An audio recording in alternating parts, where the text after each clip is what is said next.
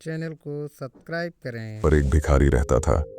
वो वहां आने जाने वाली रेलगाड़ियों में बैठे यात्रियों से भीख मांगकर अपना पेट भरता था।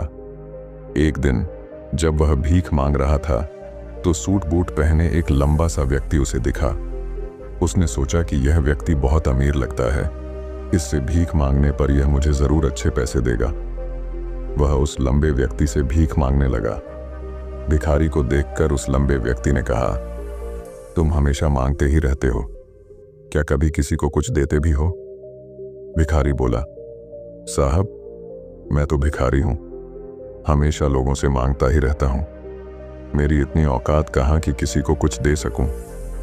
लंबा व्यक्ति बोला, जब किसी को कुछ दे नहीं सकते तो तुम्हें मांगने का भी कोई हक नहीं है। मैं एक व्यापारी हूं और लेन देन में ही विश्वास करता हूं। अगर तुम्हारे पास मुझे कुछ देने को हो तभी मैं तुम्हें बदले में कुछ दे सकता हूं। इतना कहने के बाद वह लंबा आदमी ट्रेन में बैठकर चला गया।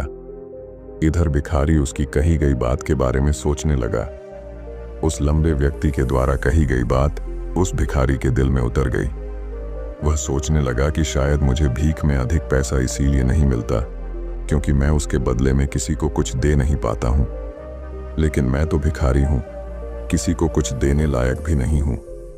लेकिन कब तक मैं लोगों को बिना कुछ दिए केवल मांगता ही रहूंगा? बहुत सोचने के बाद उस भिखारी ने निर्णय किया कि जो भी व्यक्ति उसे भीख देगा उसके बदले में वह भी उस व्यक्ति को कुछ जरूर देगा। लेकिन अब उसके दिमाग में यह प्रश्न चल रहा था कि वह खुद भिखारी है तो भीख के बदले में वह दूसरों को क्या दे सकता है। इस बात को सोचते हुए 2 दिन हो गए, लेकिन उसे अपने प्रश्न का कोई उत्तर नहीं मिला था। तीसरे दिन जब वह स्टेशन के पास बैठा हुआ था तभी उसकी नजर कुछ फूलों पर पड़ी जो स्टेशन के आसपास के पौधों पर खिल रहे थे। उसने सोचा, क्यों ना मैं लोगों को भीख के बदले कुछ फूल दे दिया करूं। उसको अपना यह विचार अच्छा लगा और उसने वहां से कुछ फूल तोड़ लिए। अब वह ट्रेन में भीख मांगने पहुंचा।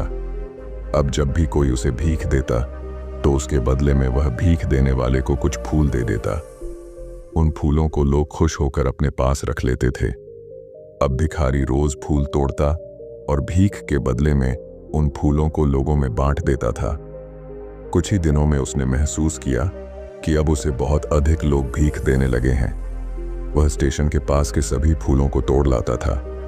जब तक उसके पास फूल रहते थे तब तक उसे बहुत से लोग भीख देते थे, लेकिन जब फूल बांटते बांटते खत्म हो जाते तो उसे भीख भी नहीं मिलती थी।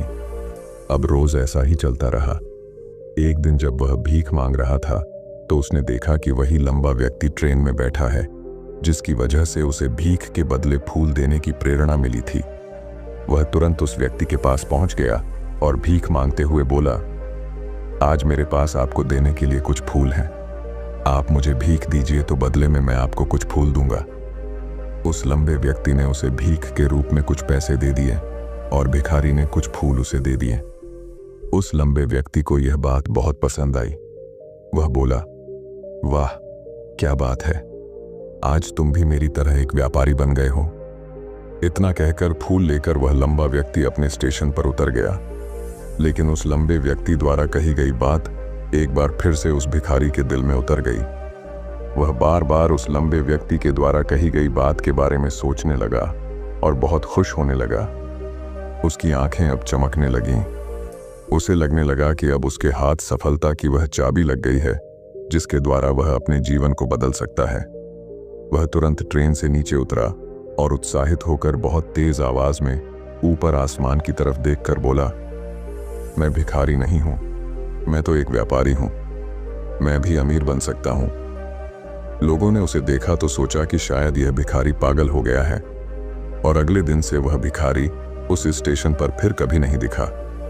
लेकिन 6 महीने बाद इसी स्टेशन पर 2 व्यक्ति सूट बूट पहने हुए यात्रा कर रहे थे। दोनों ने एक दूसरे को देखा तो उनमें से एक ने दूसरे से हाथ मिलाया और कहा, क्या आपने मुझे पहचाना? दूसरा व्यक्ति बोला, नहीं, क्योंकि मेरे हिसाब से हम लोग पहली बार मिल रहे हैं। पहला व्यक्ति बोला, नहीं, आप याद कीजिए, हम पहली बार नहीं बल्कि तीसरी बार मिल रहे हैं। दूसरा व्यक्ति बोला, मुझे याद नहीं, वैसे हम पहले 2 बार कब मिले थे? अब पहला व्यक्ति मुस्कुराया और बोला, हम पहले भी 2 बार इसी ट्रेन में मिले थे। मैं वही भिखारी हूं जिसको आपने पहली मुलाकात में बताया कि मुझे जीवन में क्या करना चाहिए, और दूसरी मुलाकात में बताया कि मैं वास्तव में कौन हूं। दूसरा व्यक्ति मुस्कुराया और अचंभित होते हुए बोला, ओह, याद आया, तुम वही भिखारी हो जिसे मैंने एक बार भीख देने से मना कर दिया था और दूसरी बार मैंने तुमसे कुछ फूल खरीदे थे। लेकिन आज तुम ये सूट बूट में कहाँ जा रहे हो और आजकल क्या कर रहे हो?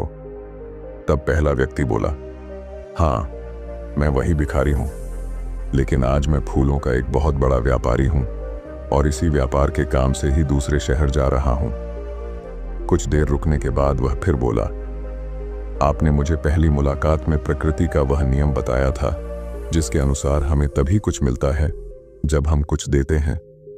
लेन देन का यह नियम वास्तव में काम करता है। मैंने यह बहुत अच्छी तरह महसूस किया है, लेकिन मैं खुद को हमेशा भिखारी ही समझता रहा।